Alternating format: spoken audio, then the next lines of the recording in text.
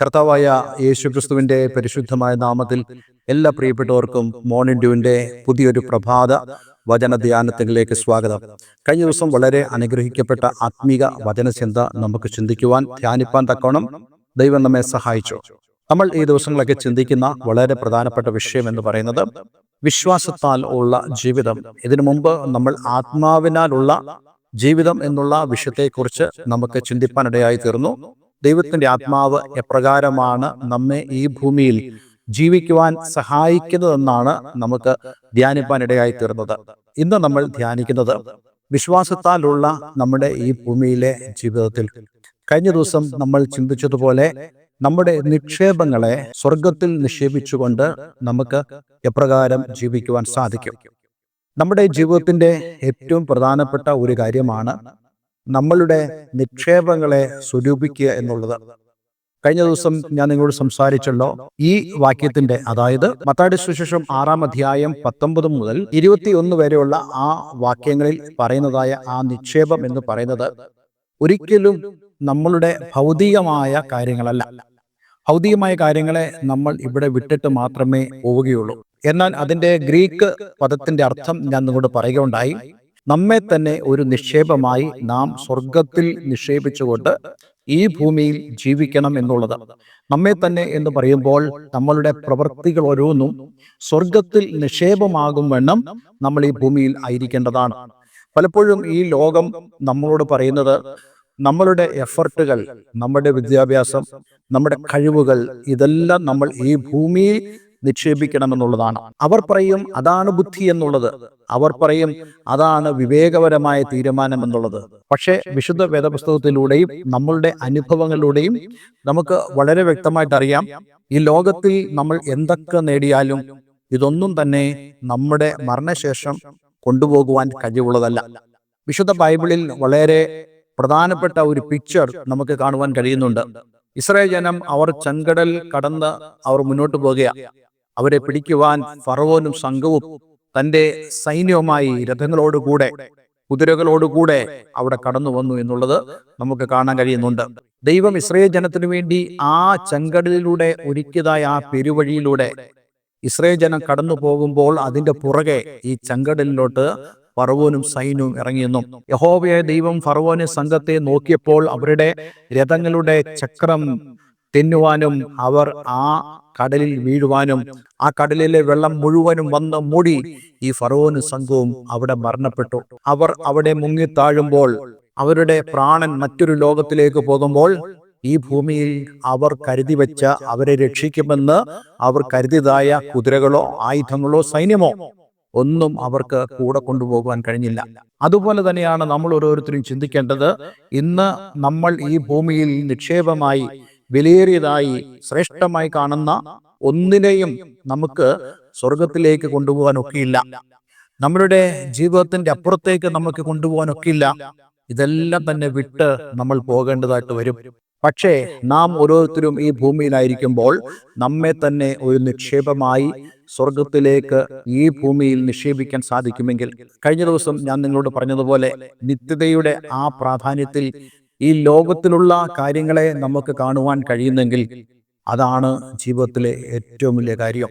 നിത്യത നഷ്ടപ്പെടുത്തുന്ന വിധത്തിലുള്ള ഒരു കാര്യങ്ങളിലും നമ്മൾ ഏർപ്പെടരുത്. അങ്ങനെ ഏർപ്പെട്ടാൽ അതൊന്നും നമുക്ക് പ്രയോജനപ്രദമായി തീരില്ല. നമ്മൾ ഈ ഭൂമിയിൽ മാറ്റപ്പെടുമ്പോൾ അതും നമ്മളോടുകൂടെ നശിച്ചു പോകും. ഇതൊന്നും നിലനിൽക്കില്ല, നമുക്ക് വെറുതെ പറയാമെന്നേ ഉള്ളൂ. ഇനി അങ്ങനെയുള്ള ആളുകൾ വളരെ പ്രധാനമായും മനസ്സിലാക്കേണ്ട ഒരു കാര്യമാണ് ഞാൻ ഇന്നത്തെ ഈ പ്രഭാത ധ്യാനത്തിങ്കിൽ നിങ്ങളോട് സംസാരിക്കാൻ ആഗ്രഹിക്കുന്നത്.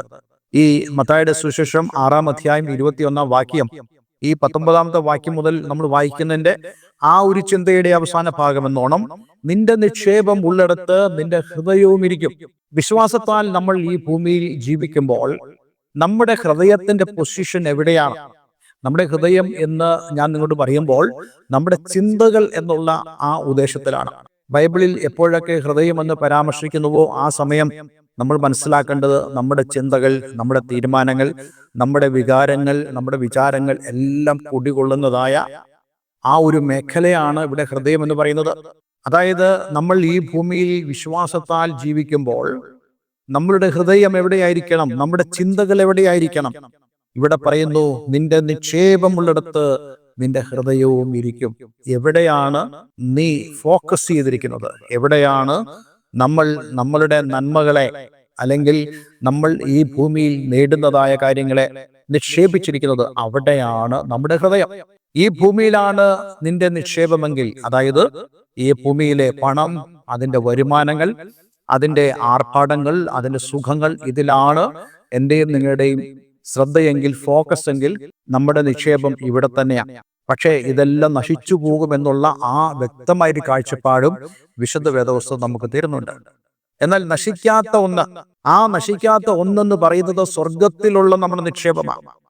അതുകൊണ്ട് ഇന്ന് ഈ ഭൂമിയിലായിരിക്കുമ്പോൾ നമ്മുടെ ചിന്തകൾ എല്ലാം ഉയരത്തിൽ വെച്ചുകൊണ്ടാൽ, സ്വർഗത്തിൽ വെച്ചുകൊണ്ടാൽ, ആ ചിന്തകളാണ് യഥാർത്ഥമായും നമ്മെ രൂപാന്തരപ്പെടുത്തുന്നത്.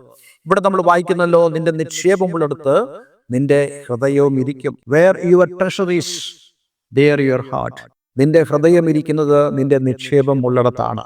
നമ്മുടെ വ്യക്തിപരമായ റിലേഷൻഷിപ്പ്, അത് നമ്മൾ ദൈവരാജ്യത്തിന്റെ ആ ഒരു പ്രയോജനത്തിന് വേണ്ടിയാണ് എങ്കിൽ, നമ്മളുടെ ബന്ധങ്ങളിൽ പോലും നമ്മളുടെ ചിന്ത എന്ന് പറയുന്നത് ഉയരത്തിലുള്ള ആ ചിന്തയിലായിരിക്കും.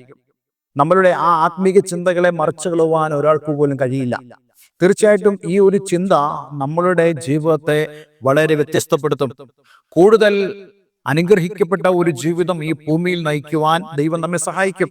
നമ്മൾ നല്ലൊരു വീട് പണിത് അതിൽ താമസിക്കാൻ തുടങ്ങുമ്പോൾ നമ്മൾ മനസ്സിലാക്കണം, എൻ്റെ ചിന്തയും എൻ്റെ വിചാരങ്ങളും ഈ വീടിനെ കുറിച്ചല്ല. എൻ്റെ വിചാരവും എൻ്റെ ചിന്തകളും എൻ്റെ ശ്രദ്ധയും മുഴുവനും എനിക്ക് വേണ്ടി ദൈവം ഒരുക്കുന്ന ആ നിത്യമായ ഭവനത്തെക്കുറിച്ചാണ്. അതുകൊണ്ട് അങ്ങനെ ഒരു ചിന്ത കടന്നു വരുമ്പോൾ നമ്മളുടെ ജീവിതം അതിനനുസരിച്ച് മാത്രമേ ഈ ഭൂമിയിൽ നമ്മൾ ആവുകയുള്ളൂ. ഈ ഭൂമിയിൽ ആരെങ്കിലും പ്രസാദിപ്പിക്കാൻ വേണ്ടിയുള്ള ജീവിതമല്ല നമ്മളുടേത്. ദൈവത്തിന്റെ വചനം വ്യക്തമായി പറയുന്നല്ലോ, മനുഷ്യരിൽ ആശ്രയിക്കുന്നതിനേക്കാൾ യഹോവയിൽ ആശ്രയിക്കുന്ന നല്ലത്, പ്രഭുക്കന്മാരിൽ ആശ്രയിക്കുന്നതിനേക്കാളും യഹോവയിൽ ആശ്രയിക്കുന്ന നല്ലത്. അങ്ങനെ നമുക്ക് ദൈവത്തിൽ ആശ്രയിപ്പാൻ, മനുഷ്യരെക്കാളും പ്രഭുക്കന്മാരെക്കാളും അധികം ദൈവത്തിൽ ആശ്രയിപ്പാൻ നമുക്ക് കഴിയണമെങ്കിൽ നമ്മളുടെ ചിന്ത മുഴുവനും ഉയരത്തിലായിരിക്കണം. അതുകൊണ്ട് ഇന്നെ കേൾക്കുന്ന പ്രിയമുള്ളവരെ, നിങ്ങളുടെ ചിന്ത എവിടെയാണ്? ഏത് ചിന്തകളാകട്ടെ, നിങ്ങളുടെ മക്കളെക്കുറിച്ച് ചിന്തയാകട്ടെ, നിങ്ങളുടെ വീടിനെ കുറിച്ചുള്ള ചിന്തയാകട്ടെ, നിങ്ങളുടെ വിദ്യാഭ്യാസം, നിങ്ങളുടെ കരിയർ, അതിനെക്കുറിച്ചുള്ള ചിന്തയാകട്ടെ, ആ ചിന്ത നിങ്ങൾ സ്വർഗത്തിൽ ആണ് ആ ചിന്തയുടെ ആത്യന്തികമായ ലക്ഷ്യം നിങ്ങൾ വയ്ക്കുന്നെങ്കിൽ തീർച്ചയായിട്ടും നിങ്ങളുടെ ഈ ഭൂമിയിലെ ജീവിതത്തിൽ അതിന്റെ പ്രതിഫലനം കാണാതിരിക്കില്ല. അതുകൊണ്ട് ഇന്ന് നമ്മെ തന്നെ നമുക്ക് ദൈവങ്ങളിലേക്ക് സമർപ്പിക്കാം. ഒന്ന് പരിശോധിച്ചു നോക്കണേ, നിങ്ങളുടെ ചിന്ത എവിടെയാണ്? ഈ ഭൂമിയിലെ കുറിച്ചുള്ള കാര്യങ്ങളിലാണോ നിങ്ങളുടെ ചിന്തകളെ കേന്ദ്രീകരിച്ചിരിക്കുന്നത്? നിങ്ങൾക്ക് തെറ്റിപ്പോയി. ദൈവവചന പ്രകാരം ജീവിക്കുന്ന ഒരു വ്യക്തി, വിശ്വാസത്താൽ ഒരു ജീവിക്കുന്ന വ്യക്തി, ആ വ്യക്തിയുടെ ചിന്തകൾ എല്ലാം തന്നെ കേന്ദ്രീകരിച്ചിരിക്കുന്നത് നമ്മുടെ നിക്ഷേപമുള്ള ആ സ്വർഗത്തിൽ ആയിരിക്കും. അതിനുവേണ്ടിയുള്ള ഒരു സമർപ്പണത്തിലേക്ക് ഇന്ന് നമുക്ക് കടന്നു വരുവാൻ ദൈവം നമ്മെ സഹായിക്കട്ടെ. ഒരു വാക്ക് നമുക്ക് പ്രാർത്ഥിക്കാം. സ്വർഗീയ പിതാവേ, ഇന്ന് ഞങ്ങളെ കേൾപ്പിച്ച വളരെ മനോഹരമായ സന്ദേശത്തിനായി സ്തോത്രം. കഴിഞ്ഞ ദിവസം ഞങ്ങൾ ചിന്തിച്ച അതേ ചിന്തയുടെ തുടർമാനമായുള്ള ചിന്ത ഇന്ന് ധ്യാനിപ്പാൻ തക്കവണ്ണം അങ്ങ് ഞങ്ങളെ സഹായിച്ചല്ലോ. ഈ വചനം കേൾക്കുന്ന ഏവരെയും ഞാൻ യേശുവിൻ്റെ നാമത്തിൽ അനുഗ്രഹിക്കുന്നു. കർത്താവെ, ഞങ്ങളുടെ ചിന്തകളെ ഞങ്ങൾക്ക് നന്നായി ഞങ്ങളുടെ നിക്ഷേപം ഇരിക്കുന്നതായ ആ സ്വർഗത്തിലേക്ക് കേന്ദ്രീകരിപ്പാൻ ഞങ്ങളെ സഹായിക്കണമെന്ന് പ്രാർത്ഥിക്കുന്നു.